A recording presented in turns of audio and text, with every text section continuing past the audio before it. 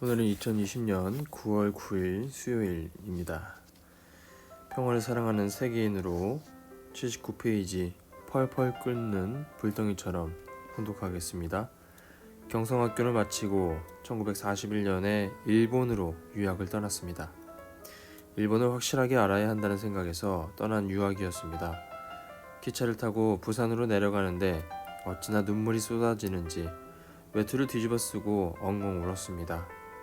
눈물 콧물이 끊이지 않아 얼굴이 퉁퉁 부었습니다. 식민치하에서 신음하는 고아와 같은 내 나라를 두고 가는 마음이 처절했습니다. 그렇게 울다 창밖을 보니 우리의 산천이 나보다 더 설게 울고 있었습니다. 산천 초목에서 눈물이 철철 흘러내리는 것을 두 눈으로 똑똑히 보았습니다. 통곡하는 산천을 향해 약속했습니다. 고국산천아, 울지 말고 기다려라. 내가 반드시 조국 강복을 안고 돌아오마. 4월 1일 새벽 2시 부산항에서 관부 연락선을 탔습니다. 밤바람이 거셌지만 가판위를 떠나지 못하고 점점 멀어져가는 부산을 바라보며 뜬 눈으로 밤을 지새웠습니다. 도쿄에 도착해서는 와세다 대학교 부속 와세다 고등공학교 전기공학과에 입학했습니다.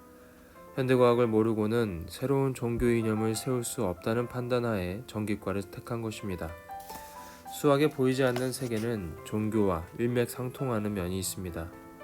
큰일을 하려면 수리력이 뛰어나야 하는데 나는 머리가 큰 덕분인지 남들이 어렵다고 하는 수학에 능해서 수학을 좋아했습니다. 크기가 맞는 모자를 찾기 어려워 공장을 직접 찾아가서 2번이나 새로 맞추어 쓸 정도로 머리가 컸습니다. 한 가지 일에 집중하면 보통 사람들이 10년 걸리는 것을 3년도 안 돼 해치울 수 있는 것도 어쩌면 머리가 큰 덕분인지 모릅니다. 일본 유학 시절에도 한국에서처럼 선생님들을 향해 질문을 퍼부었습니다. 한번 질문을 시작하면 선생님 얼굴이 빨개지도록 계속했습니다. 그래서 이걸 어떻게 생각하십니까? 하고 물어도 어떤 선생님은 아예 나를 쳐다보지도 않고 무시해버렸습니다. 하지만 나는 의심이 생기면 반드시 뿌리까지 파서 해결해야 했습니다. 선생님을 궁지에 몰아넣으려고 그런 것이 아니라 공부를 하려면 그만큼 철저하게 해야 한다고 생각했습니다. 하숙집 책상에는 늘 영어와 일본어 그리고 한글로 된 성경책이 나란히 펼쳐져 있었습니다.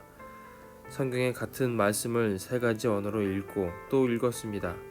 읽을 때마다 워낙 열심히 줄을 긋고 메모를 해두는 바람에 성경책이 온통 까맣게 물들었습니다.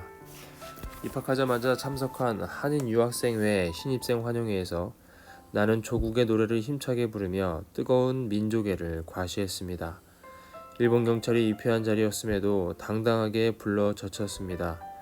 그해 건축공학과에 입학했던 엄덕무는 그 노래에 반해 나와 평생 친구가 되기도 했습니다. 도쿄에는 유학생들로 구성된 지하 독립운동 조직이 있었습니다. 조국이 일제 식민 통치 하에서 신음하고 있었으니 당연한 일입니다. 대동아 전쟁이 치열해질수록 일본의 탄압은 날로 심해졌습니다. 아무 죄도 없는 한국 학생들을 학도병이란 이름으로 전쟁터로 내몰기 시작하면서 지하 독립운동도 점점 활발해졌습니다. 일본 천황 히로히토를 어떻게 할 것인지를 두고 토론도 많이 했습니다. 나는 조직에서 도감 책임자가 되어 김구 선생의 임시정부를 긴밀한 위치에서 돕는 일을 맡았습니다. 여차하면 목숨을 내놓아야 하는 자리였지만 정의를 위해 목숨을 내놓는 일이라는 생각에 거리낌이 없었습니다. 와세다 대학 오른편에 경찰서가 있었습니다. 나의 활동을 눈치챈 일본 경찰은 늘 눈에 불을 켜고 나를 감시했습니다. 방학 중에 고향에 다녀오라고 하면 경찰이 먼저 알고 부두나 기차역에 사복경찰을 보내 배웅할 정도였습니다.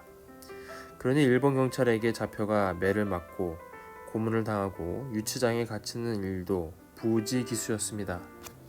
하지만 아무리 심한 고문을 받아도 그들이 요구하는 걸 불지 않았고 오히려 맞으면 맞을수록 당당해졌습니다.